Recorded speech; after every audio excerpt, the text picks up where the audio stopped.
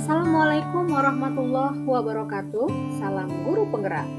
Pada kesempatan ini kami akan memaparkan tugas kelompok B dengan PP Bapak Sahri ST untuk memenuhi tugas kelompok modul 1.1 A5.1 yaitu mempresentasikan hasil menemu-kenali nilai-nilai luhur dalam konteks sosio-kultural yang ada di sekitar yang sejalan dengan pemikiran Ki Hajar Dewantara. Pada kesempatan ini kami akan mengangkat tema yaitu tradisi Tunggu Tubang Adat Semende. Berikut adalah nama-nama anggota kelompok dan tugas yang akan dilaksanakan. Yang pertama, Bapak Muhammad Al-Farisi sebagai moderator, Ibu Maslela Yanti sebagai menjawab pertanyaan dalam diskusi. Yang ketiga, Ibu Devi Yuliansari sebagai notulis, Ibu Evi Komalasari sebagai penanya dalam diskusi, dan Bapak Firly Hidayat sebagai presentasi atau presenter. Pengertian Tunggu Tubang. Tunggu Tubang adalah jabatan yang diberikan kepada anak perempuan tertua dalam sebuah keluarga yang bertugas untuk mengurus harta pusaka atau harta warisan turun-temurun dari keluarganya dan sebagai tempat berkumpulnya keluarga besar dalam bermusyawarah. Seorang anak tunggu tubang memiliki tugas dan tanggung jawab yang besar dalam mengayomi anggota keluarga besar dan menjadi teladan bagi adik-adiknya. Tunggu tubang berasal dari dua kata, yaitu tunggu dan tubang. Tunggu dapat diartikan sebagai menunggu, sedangkan tubang dapat diartikan sebagai rumah atau tempat atau pusaka. Jadi secara bahasa, tunggu tubang dapat juga diartikan adalah menunggu rumah atau menunggu harta pusaka milik atau warisan orang tua. Tunggu tubang pada zaman dahulu. Yang pertama adalah proses pernikahan dari seorang anak tunggu tubang. Biasanya anak tunggu tubang akan dipinangkan atau dijodohkan oleh kedua orang tuanya selagi tunggu tubang tersebut masih anak-anak atau masih kecil. Nah, setelah proses perjodohan tersebut, maka calon menantu dari keluarga tersebut yang akan dijodohkan kepada anak tunggu tubang akan membantu segala pekerjaan yang ada kaitannya dengan membangun ekonomi keluarga. Misalnya ikut membantu proses perkebunan, persawahan, mulai dari menanam sampai dengan panen. Yang kedua adalah biasanya anak tunggu tubang itu tidak bersekolah atau tidak mengenyam pendidikan. Hal tersebut dimaksudkan bukan berarti ada pelarangan, namun karena pada zaman dahulu biasanya ekonomi keluarga itu tergolong sederhana, maka yang didahulukan dalam proses pendidikan adalah anak-anak yang laki-laki. Sehingga seorang tunggu tubang dianggap sebagai anak yang nantinya akan bertanggung jawab membiayai proses pendidikan adik-adiknya sampai sukses. Yang ketiga, mendahulukan keluarganya untuk makan terlebih dahulu.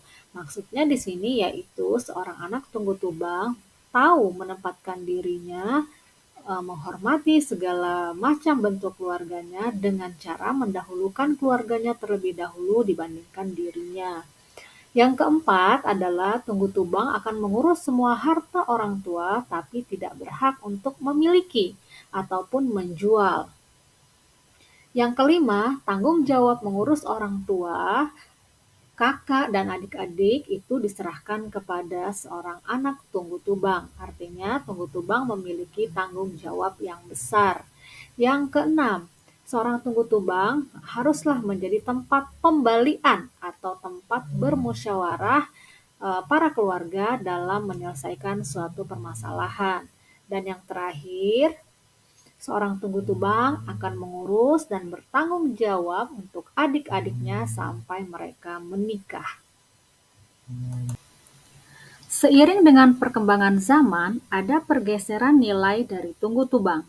Yang pertama, tunggu tubang diperbolehkan untuk mengenyam pendidikan bahkan berkarir yang tinggi. Yang kedua, tunggu tubang tidak lagi dipaksa untuk menempati rumah atau warisan dari orang tua. Tunggu tubang boleh keluar bahkan pindah ke rumah yang lain, namun tugas dan tanggung jawab seorang tunggu tubang tetap harus dilaksanakan. Yang berikutnya adalah bukan hal yang tabu atau dilarang jika tunggu tubang dapat bercengkrama, duduk, dan makan bersama dengan anggota keluarga yang lain. Apa sajakah nilai filosofis dari Ki Hajar Dewantara terhadap budaya tunggu tubang adat Semende? Sesuai dengan pemikiran Ki Hajar Dewantara, yaitu Ingarso Sung Tulodo, yaitu menjadi contoh atau teladan untuk adik-adiknya dan keluarga besarnya. Ing Madya Mangun Karso, berarti Tunggu Tubang dapat menjadi tempat penampung segala aspirasi dari keluarga, bekerja keras untuk keluarganya. Dan yang terakhir adalah Tuturi Handayani. Seorang tunggu tubang akan memberikan dukungan, dorongan, dan semangat kepada adik-adik dan keluarganya.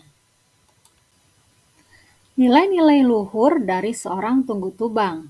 Yang pertama adalah tanggung jawab, kemudian kesabaran, ketekunan, keikhlasan, rela berkorban, dan menghormati.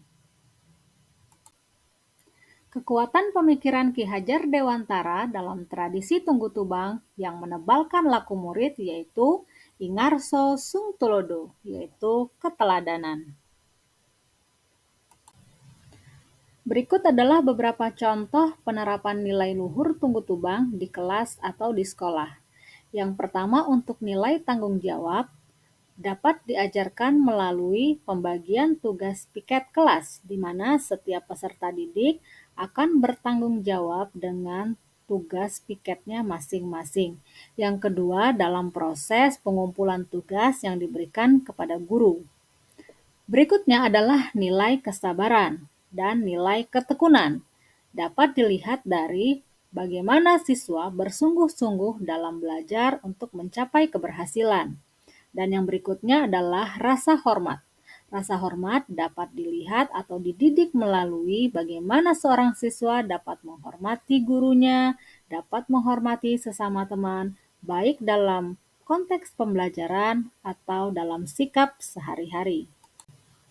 Demikianlah pemaparan tugas kelompok dari kami dalam kenali nilai-nilai luhur sosial kultural yang sejalan dengan pemikiran Ki Hajar Dewantara. Semoga pemaparan ini dapat menambah hasanah budaya kita dalam menerapkan nilai-nilai yang terkandung di dalamnya. Teruslah menjadi guru yang menginspirasi dan memerdekakan peserta didik kita. Salam Guru Penggerak.